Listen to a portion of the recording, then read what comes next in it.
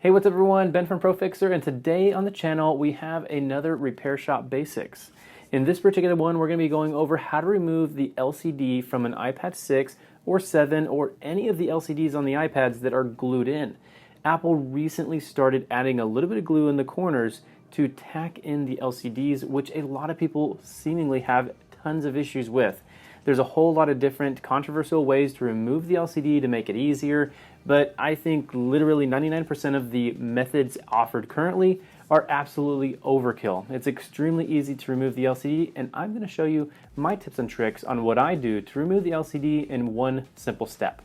Everything on my workbench is linked up in the description below. And while you're at it, don't forget to like this video and subscribe to our channel, and please comment below what you'd like to see in future videos. Without further ado, let's get started on this iPad 6 LCD removal.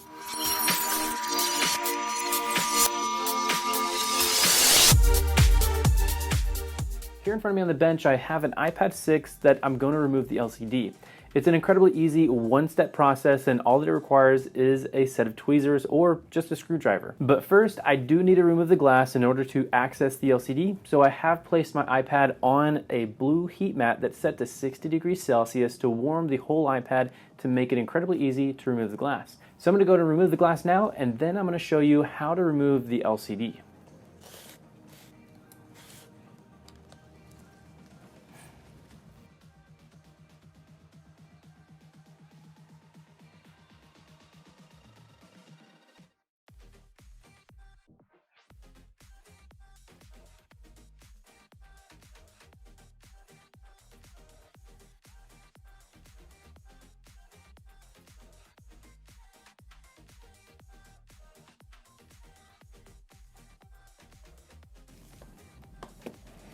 All right, well, perfect. Now that I have the glass lifted up from the iPad and there's no glass going around the perimeter, we can now remove the 4 screws along the edges. I'm going to take this here so I can lean my screen on it, and I'm going to go ahead and take a regular Phillips screwdriver and remove these 4 screws. Now they're pretty easy to remove. The 2 bottom ones are just screwed in. The 2 top ones do have a little cover that does cover them as far as like a little sticker goes, but you can just peel that back. I don't recommend jabbing into the sticker because what happens is the sticker is connected to the perimeter foam that goes around the edge of the LCD.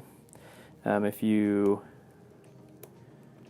poke into that, sometimes it can rip it off, and then you'll cause issues with that little perimeter foam, and you'll have it pulling off the iPad or twisting around as you loosen or tighten your screws.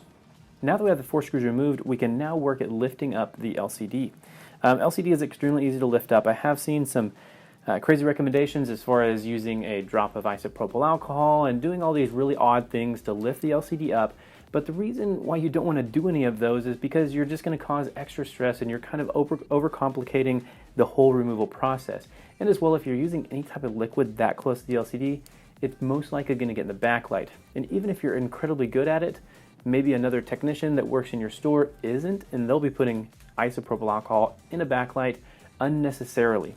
So without using anything other than just my blue heat mat that I do all of my repairs on anyway, just go and get some tweezers and lift under the little white corner. That's all that you do. You just stick it under there and then just bend it backwards, and your LCD comes right out.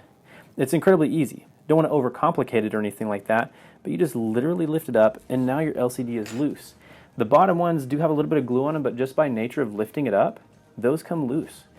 Just the very fact that these are a certain type of plastic, the glue doesn't really stick to it that well, and as well, the glue is extremely soft. So whenever it's heated up and lifting up with a tweezer, it comes out extremely easily without using any other foreign liquids or any other odd tools or methods, and just lengthening out the process that it takes to lift out an LCD.